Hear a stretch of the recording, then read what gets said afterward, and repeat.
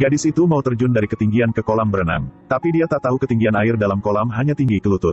Pacar dia melihatnya gitu jadi buru-buru berhentikannya. Dia kaget.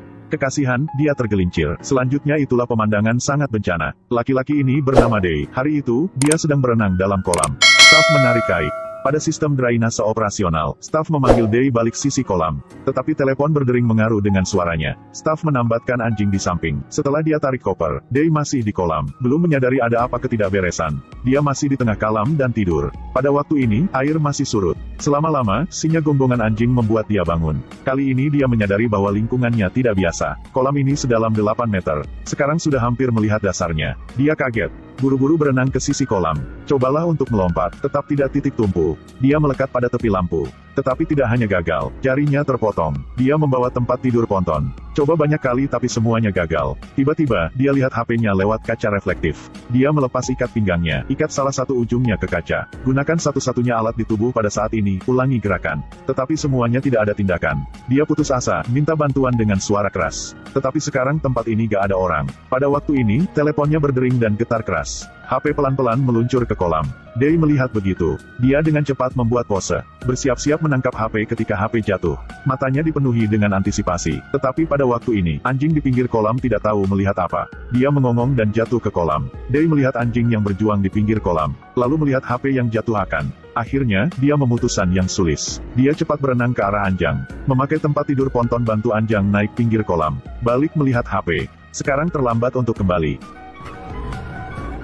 Beruntung HP masih terhubung ke kabel pengisi daya. Day cepat bererang ke sana. Coba berlombat kali lagi. Tidak hati-hati, HP jatuh ke kolam. Sampai dia mengambilnya, HP sudah tidak bisa pakai. HP ini bukan dari Cina. Dia harus coba cara yang lain. Dia memakai handuk untuk menutup menguras. Tetapi tengah-tengah terjebak. Pada waktu ini, seorang siper masuk. Siper melihat tidak ada orang. Meninggalkan makanan dan pergi segera. Day berjuang dengan waktu yang lama, akhirnya muncul dari air. Dia sangat cepat. Dia naik ke mengapung dan istirahat sebentar. Akhirnya, dia tidur lagi. Pada waktu ini, pacar dia datang. Koi tak tahu kolam ini ketidakberesan. Dia mau mengejutkan pacar yang sedang tidur. Setelah terjadi pemandangan di awal video.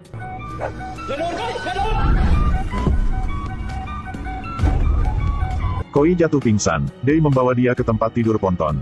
Hujan mulai dengan ringan. Day peluk pacarnya. Sekarang kecuali menunggu penyelamatan. Dia tidak ada cara yang lain. Tidak selama-lama kemudian gelap. Anjing mengongong lagi. Day melihat itu setelah takut banget. Tidak curiga itulah buaya. Day isyarat anjing diam. Tetapi detik terus. Buaya sudah jatuh ke kolam. Buaya jatuh ke kolam. Day dalam krisis ekstrim. Dia menyelam ke air untuk menemukan posisi yang ada buaya. Beruntung, buaya ini sudah kenyang. Jadi tidak rencana menyerang dengan 2 orang. Akhirnya, fajar menyingsing. Pada waktu ini, air dalam kolam sudah mengering. Day melihat luka Koi masih keluar darah yang tanpa berhenti. Dia mau pacarnya berhenti darah keluar. Tetapak keliling ada bisa memakai. Dia melihat buaya di jarak tidak jauh. Di mulutnya bergulungan lakban. Dia pelan-pelan mendekati. Setelah perjuangan ideologis yang sengit, dia memutuskan mengambil gulungan lakban dalam mulut buaya. Dia pelan-pelan angkat tangan. Tiba-tiba anjing mengonggong. Membuat dia sangat takut. Dia isyarat anjing diam, terus kata sendiri. Pasti mendapat lakban itu. Dia menahan napas.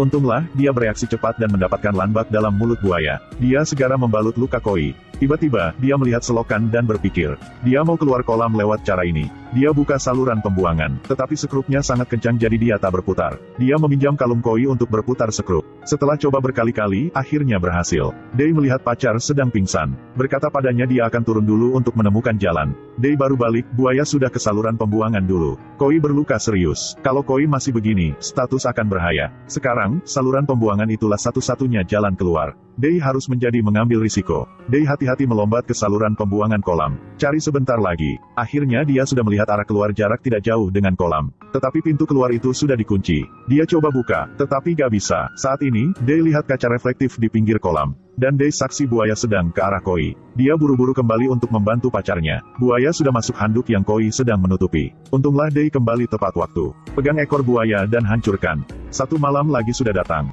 2 orang baik lapar maupun haus. Pada saat ini, Day melihat Anjang di pinggir kolam dengan sebungkus makanan di mulusnya. Dia baik meminta maupun merayu. Akhirnya, Anjung sudah melemparkan sebungkus makanan ke kolam. Berkat bantuan itu, 2 orang sudah bisa hidup terus. Day menderita diabetes. Dia harus menyuntik pasti waktu. Kesadarannya berangsur-angsur kabur. Dulu dia pingsan. Dia sudah menulis bantu di permukaan kolam dengan lakban. Sampai dia bangun, dia ketemu pacarnya menggoyangkan tubuhnya. Malam ini, hujan keras. Dua orang sudah bersembunyi di bawah tempat tidur ponton. Mereka harus menoleransi setiap hujan di wajah. Mereka melewati satu malam lagi, pada hari keempat. Day melihat di samping ada telur buaya. Dia berpura-pura pingsan. Day nunggu budaya pergi ke samping. Dan jatuh pada perangkap yang dia membuat. Day cepat-cepat menutup saluran pembuangan. Ambil sofa di atas. Sekarang, telur buaya menjadi milik mereka. Day pakai cara yang lama untuk menciptakan api. Mereka masak telur dan makan sampai kenyang. Setelah beres makan, kebugaran pemulihan. Dua orang kerjasama untuk keluar kolam.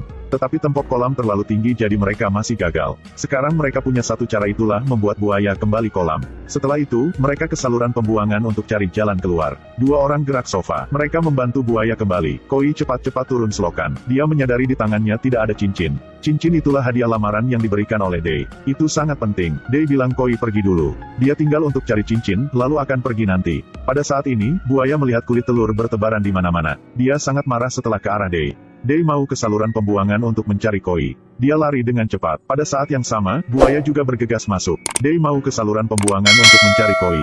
Day lari dengan cepat. Pada saat yang sama, buaya juga bergegas masuk. Dia lolos dari maut. Dua orang tertangkap di kolam ini sudah 5 hari. Seluruh tubuh Day berkeringat dingin. Diabetesnya kampuh lagi. Dia harus mengambil jarum suntik di pinggir kolam dengan cepat. Dia memakai alat satu-satunya di tangan. Gerak jarum suntik mendekati. Kasihan. Satu hari lagi yang lewat, Day melihat berorang di langit. Dia bilang Koi nunggu di bawah.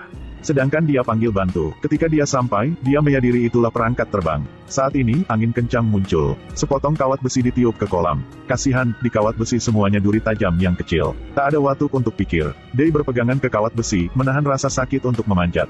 Tiba-tiba kawat besi lepas. Day jatuh ke kolam, satu kakinya dipatah. Sakitnya banget buat dia pingsan.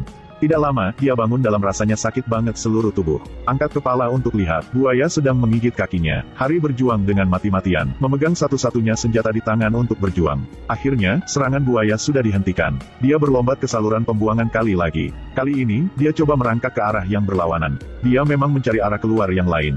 Dia coba membuka saluran pembuangan. Secercah harapan menyala. Day tertawa. Pada waktu dia keluar, pemandangan di mata membuat dia harus putus asa. Tempat ini ialah kolam yang lain. Mirip kolam dia yang tertangkap. Dia benar-benar hancur. Kali lagi dia masuk saluran pembuangan. Tiba-tiba, dia mendengar suara orang berbicara. Tidak salah, di atas ada orang. Mereka kesini untuk mengambil perangkat terbang.